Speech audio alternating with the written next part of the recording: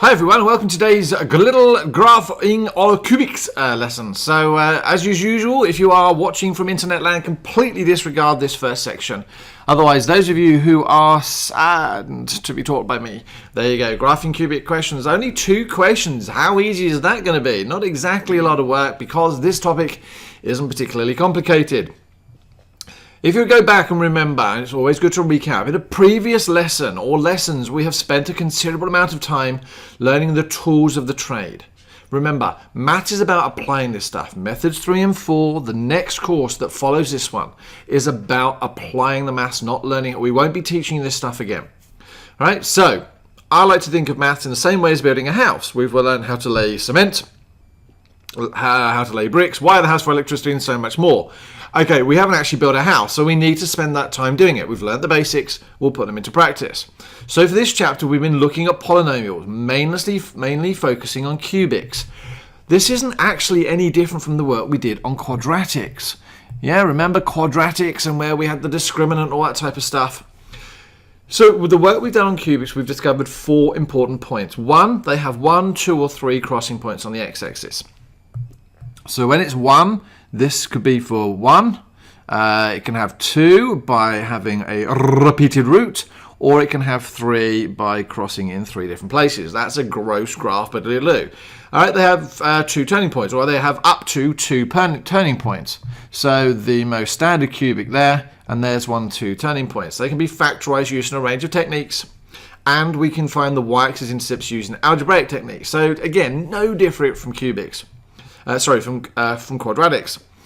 Here's sketching cubics. Now, sketching cubics is just awesome. The ones we're actually going to deal with this chapter are pretty much all the same shape. Most cubics look like this. Now, I tend to call this the base graph. So whenever you watch any of my videos, you'll keep hearing me talk about base graphs. If you know what the original graph looks like, then any transformations, any dilations, reflections, or translations can be applied because you know what the base graph looks like. And here are some examples of some transform graphs. So y equals x cubed plus 1. What does the plus 1 do? Ask yourself that question. Here's x minus 2 all cubed minus 2. All right, slightly different, but we know what this minus 2 inside the bracket does and this minus 2 outside the bracket. 3x cubed plus 5. Again, we know what this 3 does and this plus 5, or simply a minus sign. Now I'm going to add one more in here because, again, the chapter exercises throw all sorts of curveballs in. Just remember that if you were to have, for example, 3y equals x cubed plus 5, it's important to note that you can write this as x cubed plus 5 all on 3. That is mathematically correct, but it's going to confuse people because you can look at that and go, well, hold on a minute, where's my dilations, where's my translations? Whenever you have a plus or minus on the top of an algebraic expression, and in fact with an ordinary fraction as well, you can split this up so that it becomes y equals x cubed on 3 plus 5 on 3. Now most people will be able to look at that and go, oh, okay, I know that now. That's the same as y equals 1/3 x cubed plus 5 on 3. There is my vertical translation, and there is my dilation. So just take note of the fact that algebra sometimes can trick us. Right. Now, all of those graphs have exactly the same form. They've all got this x cubed in it. And so, here we go. Ladies and gentlemen, here is my graphs. Now, I don't know why that little sign there has happened. Let's get rid of that. So, we're always looking for important points. This point here is 1, 1. So I'm telling you, before we go any further, this is my base graph. This is y equals x cubed. It goes through the point 0, 0. Now actually, this point here is really, really important. It's called the point of inflection.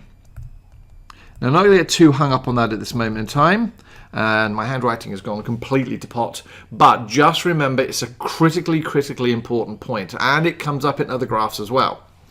But this graph goes through the point 0, 0 and 1, 1, y equals x cubed. What we can see here is my point of inflection. This point of the graph that seems to go up, level out, and then go back again, so let's call that the point of inflection for the moment, has actually seemingly moved up. Yep, so what do we notice? My coordinate point now here is 1, 2. So it's gone from 1, 1 to 1, 2. The whole graph looks like it's actually retained its shape, but just been moved up. So this here would be y equals x cubed plus 1. So it's just had a vertical translation of 1 unit. What about this one here? Right, exactly the same shape. Here's my point of inflection. What seemingly happened to it? Well, it's moved this way 2 positions. Let's go back and see what happens when I've got point 3.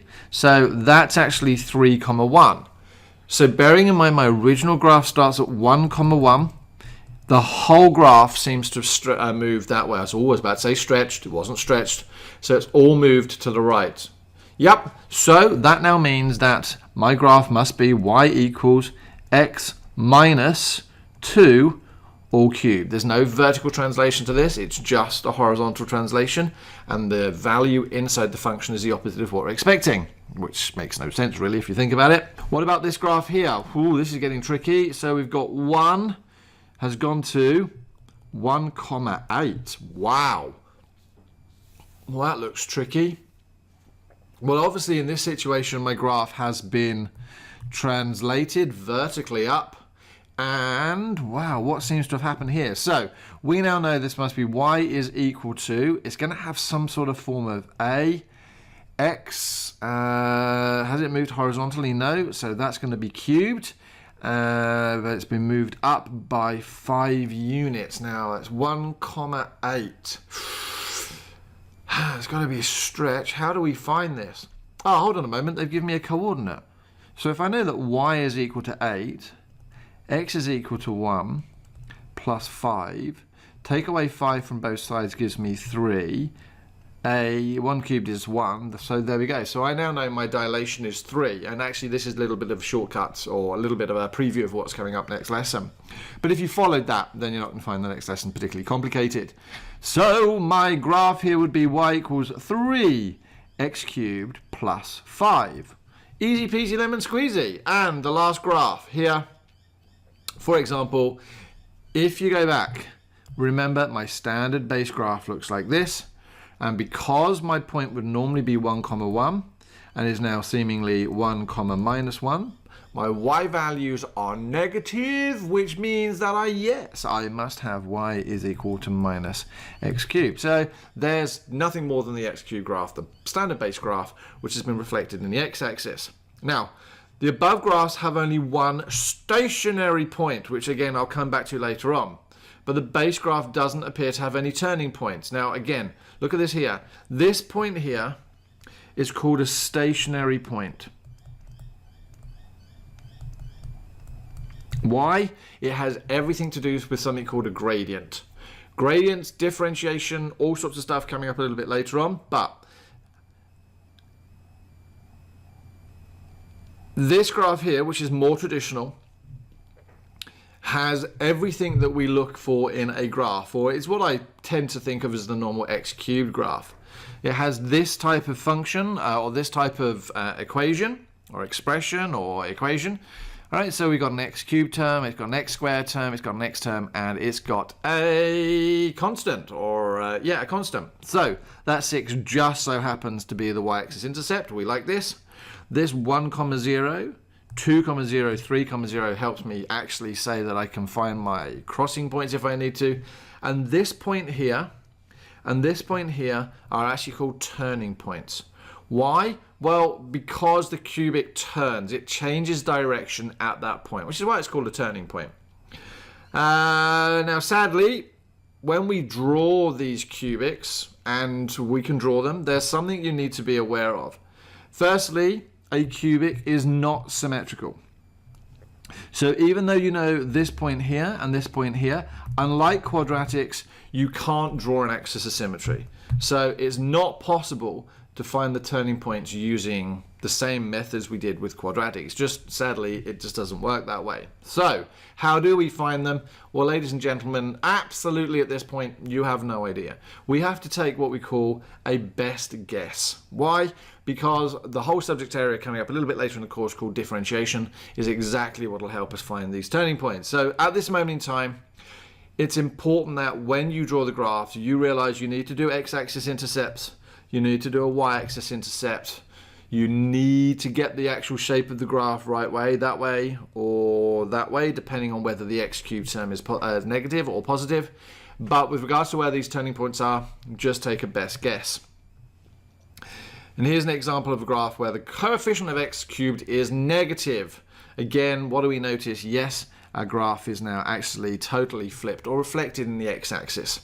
Still have these crossing points, bang, bang, bang. Still have this y-axis intercept, and we still have these things here called turning points. Now again, I draw straight lines through there because at these points the gradient of a turning point just happens to be equal to 0. Very important point, but slightly ahead of its time. So as I say here, we need to make sure we look at what the base graph started with, and then we move things around accordingly. This is a general equation. This ax minus h cubed plus k is general equation. To be able to sketch these graphs effectively, we need to know where this point here, this point of inflection, has actually moved to. And again, points of inflections are really, really important for methods 3 and 4. So we know that we can translate things. We know that we can reflect things. We know that we can dilate things. All we need to do is be able to look at an equation and identify which part of each equation means the dilation, the translation, and the translation or the reflection. And so, as I point out here, the value of A is our dilation. The value inside the brackets is our horizontal translation in the opposite direction to what it suggests. And outside the brackets is a vertical translation. So if we were going to sketch the graph of y equals x minus 3 cubed plus 2, what do we need to look at? Well, I'm going to compare that to y equals a x minus h cubed plus k. Right, first things first, what's in front of the bracket? What value's in front of the bracket? Well, it just turns out that a is 1. So because I know that's my dilation is factor 1, which is lovely. There's no dilation. Here, we know this value here means that my graph has actually moved 3 units to the right, and this one here means that my graph has moved 2 units up. So I can draw my axes. Let's draw some decent axes. There we go. So I know that, a quick sketch on the side, this is my standard XQ graph. The point goes through 0, 0. I'm now going to move it 3 points that way, 3 coordinates that way, and 2 units that way. Which means there is 3, there is 2, there is my point of inflection. What's this graph going to look like? Well, it's going to go, well, actually, what is it going to look like? Well, first things first, it's definitely going to cross my x-axis, but is it going to cross my y-axis? How do I find out if it's crossing my y-axis? Well, I put my x value equal to 0. So let's see what happens there. When I put my x value equal to 0, I get 0 minus 3 cubed plus 2, which is minus 3 cubed plus 2. So y becomes equal to minus 27 plus 2. So y is equal to minus 25. Wow, that's low. So that's actually going to appear all the way down here. So for the purposes of this graph, I'm just actually going to ignore it. And my graph is going to do something like this. Not bad if I do say so myself, he says, lying, because that's actually fairly ropey. Now, I need to put an important point on. Remember the other point here was 1, 1. Well, now we're going to add 3 onto the x-axis, which is going to give me 4. And we're going to give me 2 on top of the y-axis, which is going to give me 3. So this is my next point, and I'm going to have to put 4, 3. Always put coordinate values, which would suggest now, for my point of inflection, I'm going to have to put 3, 2. Always make sure that you put the graph on as y equals x minus 3 cubed plus 2. Label my y and my x value. There is my origin. Oh, I need to find this value here. How do I find that value there? Well, that's where my y value is equal to 0. So I'm going to have 0 is equal to x minus 3 cubed plus 2. That's going to be going minus 2 is x minus 3 all cubed. We can take the cube root of minus 2. So there's the cube root of minus 2 is equal to x minus 3. And so because I'm running out of room, x is going to become equal to 3 plus the cube root of minus 2. And so I'm going to put something here, and I'm going to say, well, that coordinate now is 3 plus the cube root of minus 2, comma, 0. Now you're going to turn around and say, well, yuck, that looks horrible. Would I get that in an exam? Oh yeah, you could get that in an exam. And that's exactly what you'd be expected to put. Now, I chose a pretty horrible example here, but the point of it is that's how to sketch that graph. Now, rushing ahead a little bit, you need to be aware of what the inverse of y equals x cubed is. Do you remember going back to inverses? Yep, you swap the x and the y. Well, it just so happens that if I do that, if I have y equals, if this is my original function of x, y equals x cubed, then I'm going to swap x to become y cubed, and then that gives me that y is equal to the cube root of x. So my inverse of that function is given by the cube root of x. What does it look like? Way! Look at that, that's funky. Oh, look, point of inflection. Not so much. No, not when it's actually had an inverse, but it does for a standard graph. For my standard graph of y is equal to the cube root of x, go through the point 0, 0. Now, do you remember why inverses are so important to us? Yep, that's because to draw an inverse, all I'm really doing is reflecting the graph in the line y equals x. That's what the inverse is. So, drawing these both on the same graph, what do I notice? Well, first things first, let's look at the notation because it confuses people. Y equals x cubed was my original graph. Do we remember which one that is? Yep, it's this one in green. So the one in green is y equals x cubed. But what's this y equals x to the third rubbish? Well, maths being maths can write things in different ways. That is exactly the same as the cube root of x. So x to the power of a third is a cube root. X to the power of a half actually turns to be the square root. This result here is used in method 3 and 4 in algebra to throw people when you get to year 12. But just remember that now. So, because we've got the inverse, is the red line same as the graph we received a moment ago? Well, I should go, and there we go. So this graph here, the red line, is actually the cube root of x.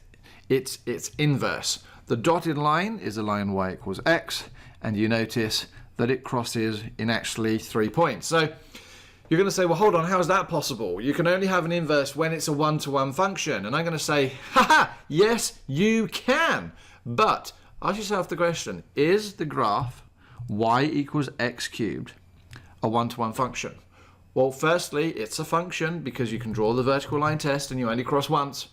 Is it one-to-one? Well, if we draw the horizontal line anywhere along this graph, anywhere, then actually it turns out that it is one-to-one. So actually, good news for cubics, don't have to limit my domain. Not for the standard cubic. If my graph was looking like this, then I'd have all sorts of problems because that would definitely need domains limited to give you an inverse. Well, I'm done. 18 minutes. I thought this would be a quick one, but apparently there was quite a lot to go through. So, thanks very much for watching. Hopefully it's made sense. If you've enjoyed it, subscribe. Tell your friends. Let's get some people subscribed to this channel. Otherwise, I look forward to seeing you next time. Hey guys, if you've enjoyed watching this video, why not tune in and subscribe to get updates of when I do other videos. Alternatively, click this video that's coming up now, or just zip on over to MaffsGuru.com, MaffsGuru.com, where you can actually access all the videos in a nice, easy to use way.